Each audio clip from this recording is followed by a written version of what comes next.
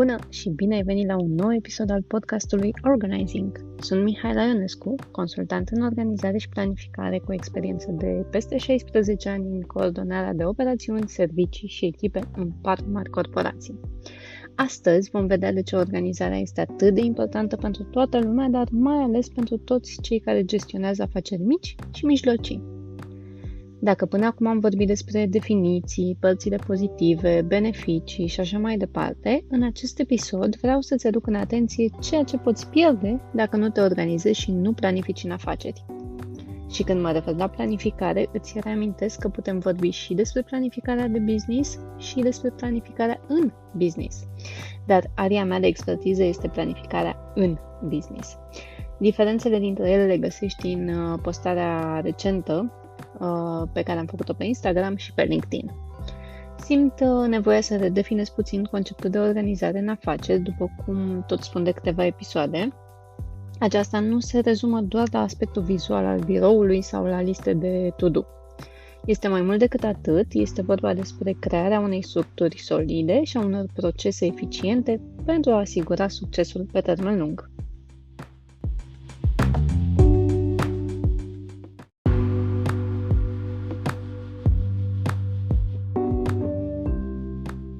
În contextul afacerilor, organizarea înseamnă să stabilești reguli clare, să-ți organizezi operațiunile și să urmezi un plan bun.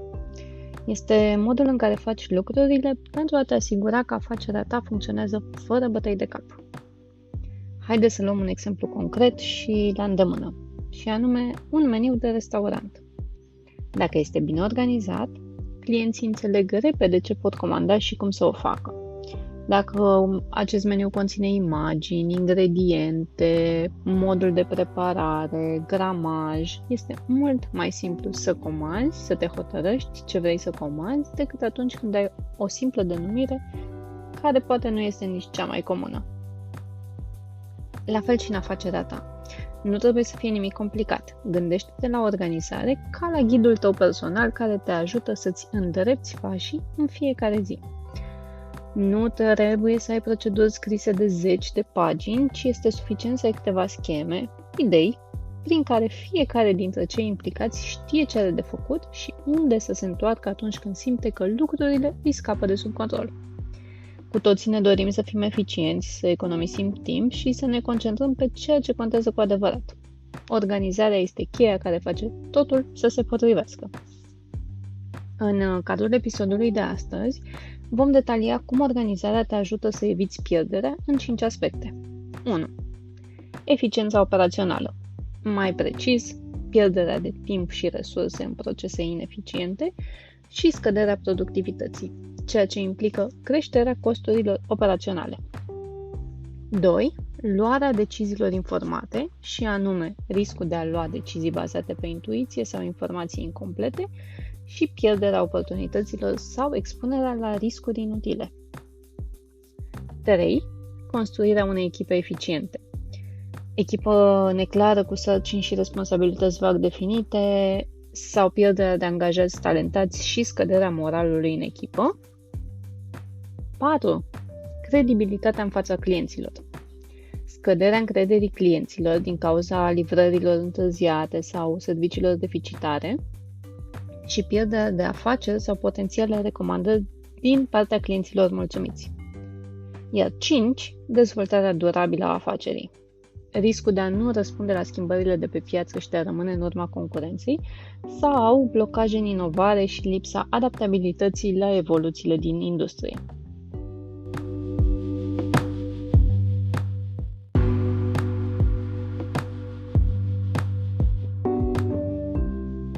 Haideți să le luăm pe rând. Eficiența operațională. Primul aspect crucial pe care îl pierzi fără o afacere bine organizată este eficiența operațională. Un sistem bine pus la punct și procese clare pot reduce timpii morți, crescând astfel productivitatea și eficiența angajaților. Eficiența operațională este modul în care o afacere își desfășoară activitățile de zi cu zi pentru a atinge obiectivele stabilite într-un mod cât mai eficient și mai optimizat posibil. Este vorba despre capacitatea de a gestiona resursele disponibile și anume timp, bani, personal, tehnologie, astfel încât afacerea ta să funcționeze mai bine și să economisești timp și resurse într-un mod care îți maximizează producția, minimizează pierderile și oferă rezultate de calitate. În lumea antreprenoriatului, eficiența operațională este ca un fel de superputere. Cei care o au se mândresc cu ea, cei care nu o au cred că este doar o poveste. Să vorbim despre timp. Câți dintre noi nu am spus vreodată, aș vrea să am mai mult timp pentru lucruri importante? Ei bine, eficiența operațională te ajută să economisești acest timp. Cum? Păi, prin organizarea proceselor, astfel încât să nu pierzi timpul cu lucruri care nu ți aduc beneficii. Principiul lui Pareto spune să te concentrezi pe cei 20% care ți aduc cei 80% din rezultate. Identifică etapele critice și acolo unde timpul și resursele sunt adesea risipite. Și nu este doar despre tine, ci și despre echipa ta dacă ai una. Gândește-te din nou la acea echipă de fotbal despre care aminteam în primul episod. Dacă fiecare angajat de-al tău știe exact cum să facă treaba și există un sistem eficient, totul merge aproape ca uns, pentru că știm bine că pot exista lucruri neplanificate. Mai simplu spus, eficiența operațională înseamnă să faci lucrurile mai repede, mai ușor și mai bine. Este cumva secretul pentru a face afacerea ta să crească fără să te copleșească. Primul pas este să identifici procesele cheie din afacerea ta și să le analizezi. Gândește-te la aceste procese ca la etapele unei rețete.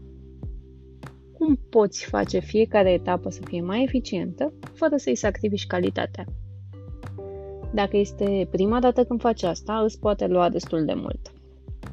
Sau poți apela la un consultant în organizare de afaceri, pentru că știu eu pe cineva.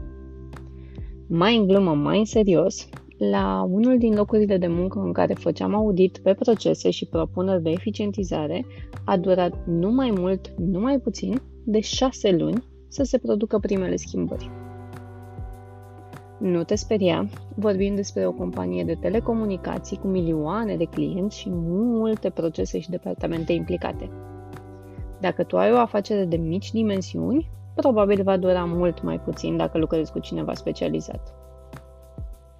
Automatizarea este și ea un prieten de nădejde. Poate părea redundant că spun asta, dar dacă există sarcini repetitive care îți mănâncă timpul, automatizează-le. Acest lucru nu doar că îți economisește timp, dar reduce și riscul de eroare umană. Poți automatiza sarcinile repetitive, cum ar fi gestionarea facturilor, răspunsuri automate la e-mail-uri sau programarea întâlnirilor. Elimină orice pas inutil din proces. Gândește-te la asta ca la a tăia dintr-o rețetă un ingredient care nu adaugă valoare. În cazul afacerii tale, asta înseamnă să te asiguri că fiecare etapă are un scop bine definit. Măsurătorile sunt esențiale. Dacă nu știi cum funcționează acum procesele tale, cum poți să le îmbunătățești? Monitorizează performanța, identifică punctele slabe și caută soluții de îmbunătățire. Dacă ai o echipă, implică-o în procesul de îmbunătățire. Cine este mai în măsură să aducă perspective valoroase decât cei care lucrează zilnic în operațiuni? La jobul despre care îți spuneam mai devreme, am mers periodic printre cei care lucrau efectiv în acele procese pentru a putea lua și părerea lor și pentru a vedea efectiv cum decurg lucrurile cap-coadă. Ascultă-le ideile și sugestiile pentru a face procesele și mai eficiente. Gândește-te și la tehnologie ca la un aliat. Există multe instrumente și software-uri care pot simplifica și îmbunătăți procesele din afacerea ta. Multe dintre ele sunt gratuite și este în regulă să le folosești pe acelea dacă îți sunt suficiente, dar nu te sfii să investești în tehnologie dacă asta îți aduce un avantaj fără a complica prea mult lucrurile. Gândește-te la banii pe care îi salvezi, nu la cei pe care îi plătești pentru softurile respective.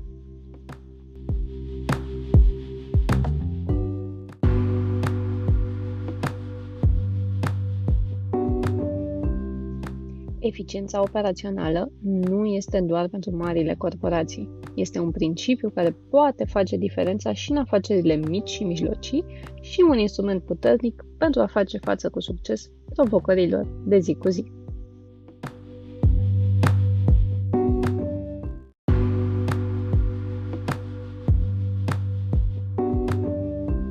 Al doilea aspect despre care vreau să vorbim este luarea deciziilor informate. Aceasta este esențială pentru evitarea riscurilor inutile și pentru adaptarea la schimbările din piață. Fără o organizare corespunzătoare, riști să iei decizii bazate pe intuiție sau pe informații incomplete. Luarea deciziilor informate în afaceri implică un proces de colectare, analiză și interpretare a informațiilor relevante pentru a face alegeri raționale și fundamentate. De multe ori, în ritmul rapid în care se întâmplă lucrurile în ziua de astăzi, nu ne mai facem timp să analizăm lucrurile și să încercăm să nu acționăm instinctiv, iar asta nu duce mereu la cele mai bune rezultate. Pentru antreprenorii mici și mijlocii, luarea deciziilor informate înseamnă să nu te bazezi doar pe ghicel sau intuiții. Este vorba despre adunarea tuturor pieselor puzzle-ului înainte de a lua o decizie importantă. Poți face asta printr-o cercetare atentă, evaluarea riscurilor și analiza datelor relevante. Un alt aspect important este să-ți asculți intuiția, dar să nu te bazezi doar pe ea. Combină experiența ta cu date concrete pentru a lua decizii mai echilibrate și mai înțelepte. Îți prezint imediat 10 pași pe care să-i urmezi pentru a lua decizii informate în mediul de afaceri. Însă, reține că ei pot fi adaptați conform nevoilor afacerii tale și nu trebuie să dureze neapărat mult. Scopul nu este acela de a pierde și mai mult timp, ci tocmai de a-l câștiga. Acum, în timp ce asculți, poate ți se pare că sună a consum mare de timp, însă, dacă ai exercițiu, toți acești 10 pași se pot întâmpla în 15 minute. Și atenție, nu vorbesc despre orice mică decizie pe care o ai de luat în business, ci despre cele strategice cu impact mare. 1. Colectează informații. Identifică de ce informații ai nevoie pentru a lua decizia respectivă și utilizează toate sursele pe care le ai la îndemână pentru a le colecta. Rapoarte interne, date de piață, feedback de la clienți, studii de caz, analize financiare și tot ce îți mai trece prin cap. 2. Analizează și evaluează informațiile. Presupunând că te-ai asigurat deja că informațiile pe care le-ai colectat sunt corecte și actualizate, folosește instrumente analitice pentru a identifica tendințe, modele și corelații. Poți folosi un simplu Microsoft Excel sau instrumente mai avansate dacă știi să le utilizezi. 3. Implică și alte persoane. Consultă membrii cheie ai echipei, dacă ai una, sau clienți și potențiali clienți pentru a obține diverse perspective. Adună feedback și opinii și completează toate informațiile obținute din sursele pe care le-am amintit la punctul 1. 4. Stabilește obiective și parametri de evaluare. Clarifică clar ce obiectiv vrei să ajungi prin decizia pe care urmează să o iei și stabilește criterii pentru a evalua opțiunile disponibile. 5. Identifică opțiunile. Identifică și explorează cât mai multe opțiuni posibile pentru a aborda problema și gândește-te la alternative și la avantaje și dezavantaje pentru fiecare dintre ele. Evaluează ce poți câștiga și ce poți pierde dacă alegi una dintre opțiunile acestea. 6. Evaluează riscurile.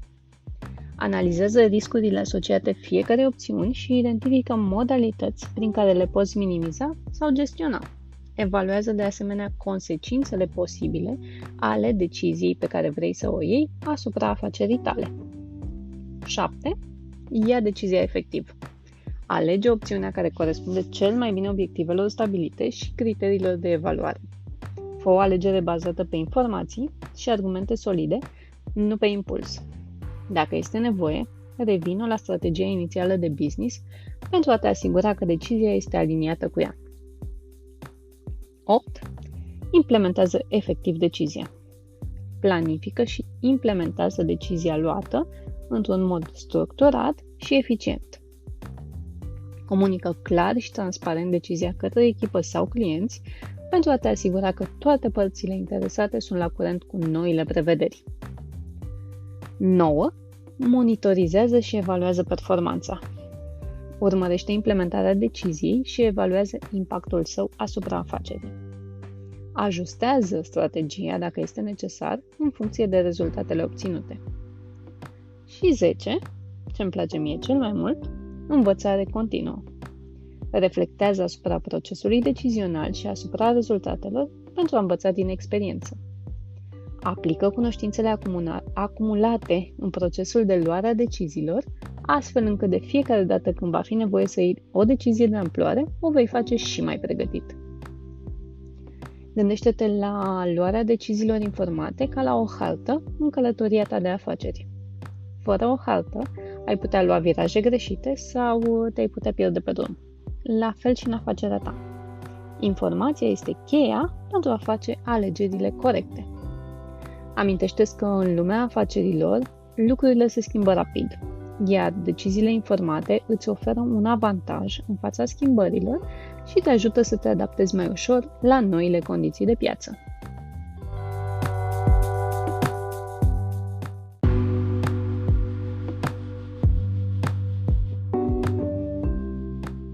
Am ajuns și la construirea unei echipe eficiente. Te întrebi poate ce legătură are cu organizarea? Păi, comunicarea slabă și sarcinile neclare pot genera frustrare și demotivare în rândul angajaților. O afacere organizată facilitează construirea și menținerea unei echipe eficiente. Angajații care înțeleg clar ce au de făcut și mai ales au resursele necesare la îndemână, devin mai implicați și contribuie semnificativ la succesul afacerii. Cum ar fi ca de fiecare dată când un angajat are nevoie de ceva să fie nevoit să apeleze la tine sau la alți colegi pentru a putea duce sarcina respectivă la capăt. Imaginează-ți echipa ta ca pe piesele unei mașinării bine puse la punct. Dacă fiecare piesă își face treaba, mașinăria merge fără probleme. La fel și în afacerea ta. O echipă eficientă înseamnă o afacere care funcționează bine. Primul pas pentru a construi o echipă eficientă este să te asiguri că fiecare membru înțelege clar ce are de făcut. Știu că tot repet acest lucru, dar crede-mă că este întâlnit mai des decât ai bănui. Și știi când se observă cel mai bine acest lucru? Atunci când angajații tăi sunt întrebați de către prieteni ce fac la job. Sau atunci când vine un coleg nou în echipă și nimeni nu-i poate spune ce are de făcut, nu-i poate explica un proces de la cap la coadă. Motivarea angajaților este de asemenea parte din construirea unei echipe eficiente. Recunoaște eforturile fiecăruia, în primul rând pentru că așa este uman și în al doilea rând pentru că atunci când angajații se simt valorizați, vor depune eforturi suplimentare pentru sarcinile pe care le-au de îndeplinit. Și nu uita de formarea continuă. O echipă eficientă este o echipă care se dezvoltă constant. Oferă oportunități de instruire și dezvoltare pentru a le permite angajaților să-și îmbunătățească abilitățile. În calitate de lider, fii un exemplu. Modelează comportamentul pe care îl aștepți de la echipa ta. Un lider dedicat și implicat inspiră încredere și determinare în rândul angajaților. Și cel mai important, ascultă feedback-ul echipei tale. Ei sunt în prima linie și pot aduce perspective valoroase asupra modului în care lucrurile pot fi îmbunătățite.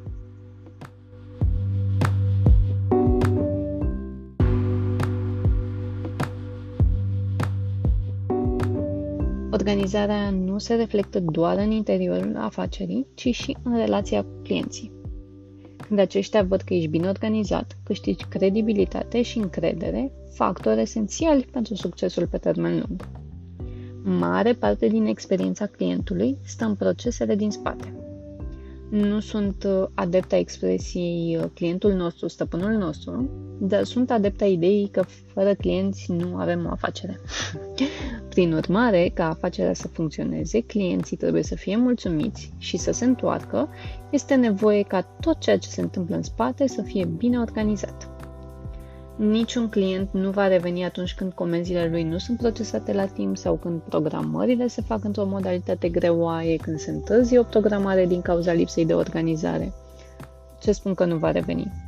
Mulți abandonează încă din momentul în care încearcă să-și facă o programare și necesită prea mulți pași.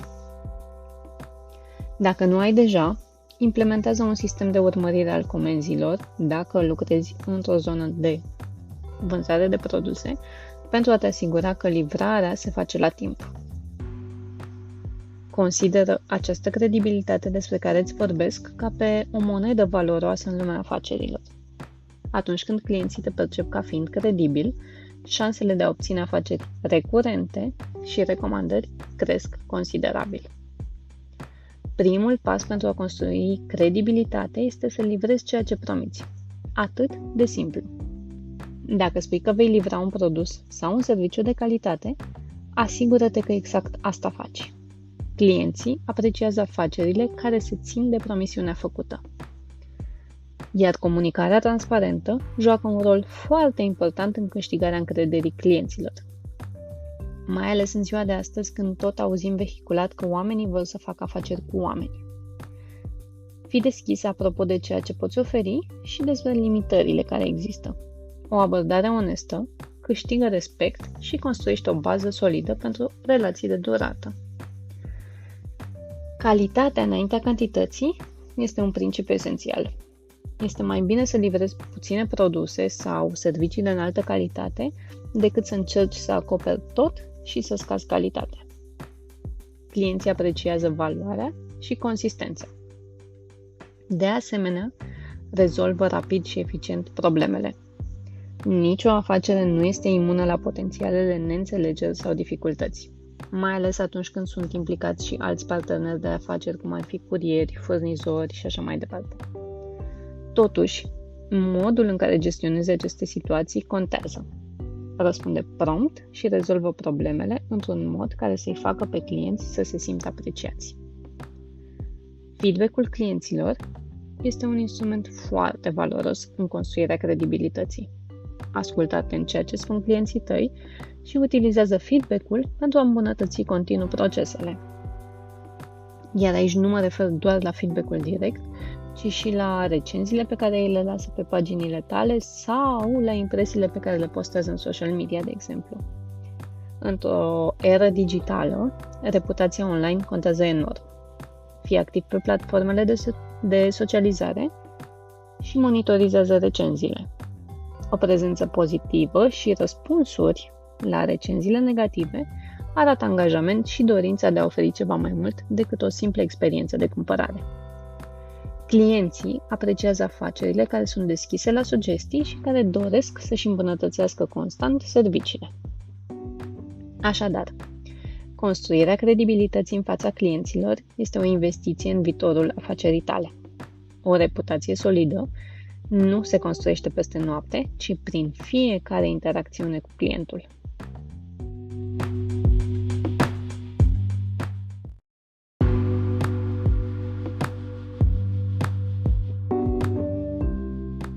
Ultimul punct pe care vreau să-l ating este dezvoltarea durabilă a afacerii. Pe termen lung, organizarea este vitală în dezvoltarea durabilă a afacerii.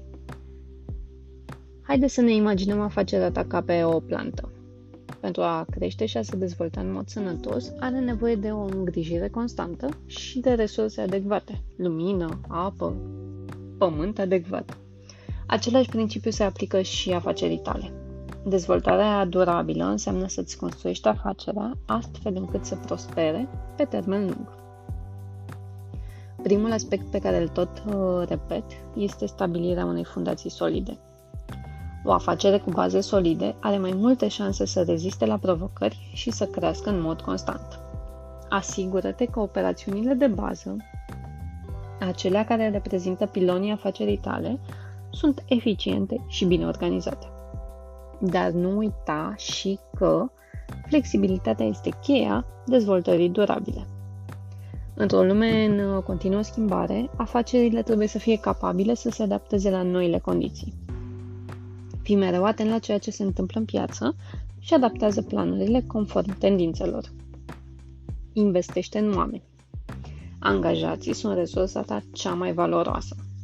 Și nu uita că și dacă ai o echipă, și dacă ești soloprenor, și atunci vorbim despre investiția în tine, dezvoltarea personală și profesională nu doar îmbunătățește performanța, ci și contribuie la consolidarea echipei. Integrează practici durabile în operațiunile afacerii tale. Vorbim nu doar despre responsabilitate socială, ci și despre eficiența resurselor. Reducerea deșeurilor și a consumului de energie nu doar că protejează mediul, ci poate aduce și economii semnificative. Explorează mereu noi oportunități și noi piețe. Afacerile care rămân statice au șanse mai mici de a supraviețui pe termen lung. Gândește strategic. În dezvoltarea durabilă nu este vorba doar despre a supraviețui, ci și despre a crește. Stabilește obiective realiste, cuantificabile și dezvoltă și strategii pentru a le atinge. În final, dezvoltarea durabilă nu este doar despre afacerea ta, ci și despre impactul acesteia asupra comunității și a mediului înconjurător. O afacere care se dezvoltă durabil nu doar câștigă, ci și contribuie la lumea înconjurătoare.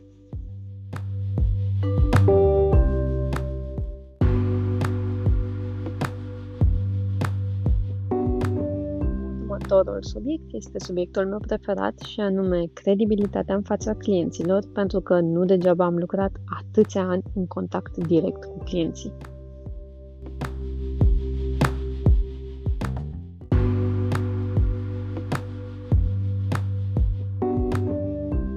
Aș vrea să fac acum un rezumat și să-ți dau 10 exemple concrete despre ce poți pierde dacă nu-ți organizezi afacerea.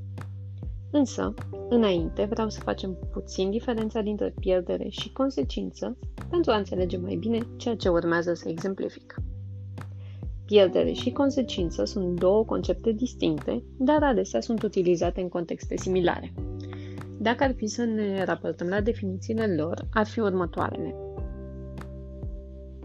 Pierderea se referă la faptul de a rămâne fără ceva ce avea anterior sau la diminuarea valorii unui obiect, serviciu sau oportunitate.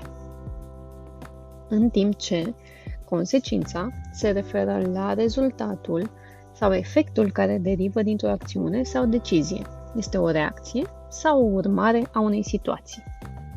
Pentru a ilustra diferența într-un context mai specific, exemplul de pierdere este o companie suferă o pierdere financiară în urma unei investiții nereușite într-un proiect, iar consecința acestei pierderi financiare poate fi reducerea personalului, scăderea încrederii investitorilor sau ajustări în strategia organizațională. În esență, pierderea este adesea o componentă a consecinței. Consecința poate include pierderi, dar poate merge dincolo de aspectul financiar și se include implicații mai largi asupra organizației sau individului. Este important să evaluăm atât pierderile, cât și consecințele pentru a lua decizii informate și pentru a gestiona eficient situațiile dificile.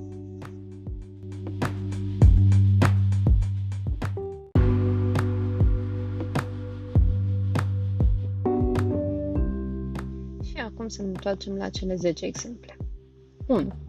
Eficiență operațională redusă. Pierderea este timpul și resursele care pot fi irosite în activități neesențiale, cum ar fi căutarea de informații, gestionarea documentelor sau comunicarea internă eficientă, iar consecința este scăderea productivității, întârzieri în livrarea produselor și a serviciilor, creșterea costurilor operaționale sau potențiale nemulțumiri ale clienților. 2. Risc ridicat în luarea deciziilor. Dacă ne referim la pierdere, vorbim despre informații fragmentate sau inexacte care pot duce la luarea deciziilor bazate pe intuiție sau presupuneri, iar consecințele sunt riscul de a face alegeri neinformate, erori strategice și dificultăți în gestionarea schimbărilor din piață. 3. Echipă nesatisfăcută și pierderea angajaților. Pierderea reprezintă comunicarea slabă și sarcinile neclare care pot genera frustrare și demotivare în rândul angajaților, iar consecințele sunt scăderea moralului și a productivității, pierderea angajaților talentați, creșterea costurilor de recrutare și formare. 4.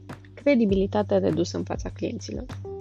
Dacă vorbim despre pierdere, vorbim despre lipsa organizării care poate duce la întârzieri în livrarea produselor sau la furnizarea unor servicii necorespunzătoare, iar consecințele sunt pierderea încrederii clienților, recenzii negative sau impact asupra imaginii de marcă. 5. Dezorganizare financiară. Pierderea o reprezintă neglijarea gestionării financiare, care poate genera probleme precum facturi neplătite și fluxuri de numerar inconsistente, iar consecințele sunt riscul de faliment, penalități financiare, dificultăți în obținerea creditelor sau relații tensionate cu furnizorii.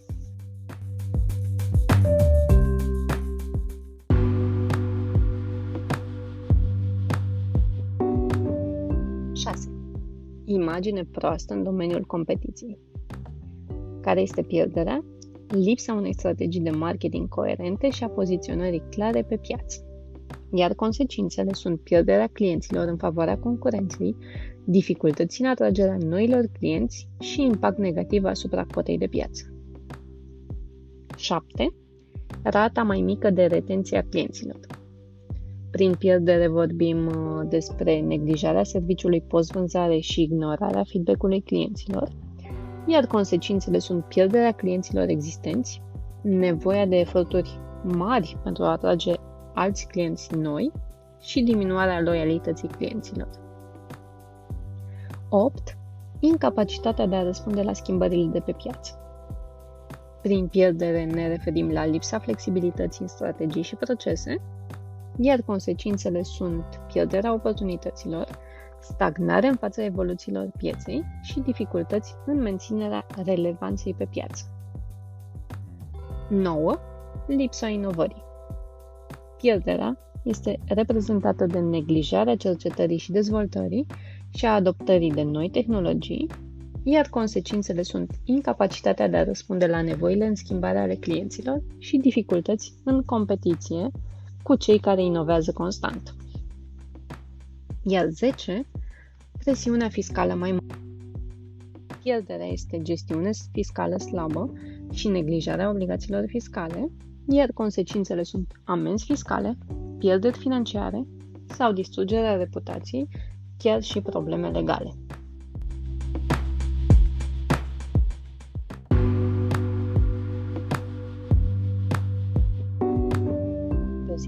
În acest episod ne-am uitat la diverse aspecte ale afacerii și am aflat ce pierzi atunci când neglijezi organizarea. De la eficiența operațională și luarea deciziilor informate, până la construirea unei echipe puternice și creșterea credibilității în fața clienților, organizarea este cheia unui traseu de succes în lumea afacerilor și este important să vezi organizarea nu doar ca pe un aspect funcțional, ci ca pe o investiție esențială în creșterea și durabilitatea afacerii tale.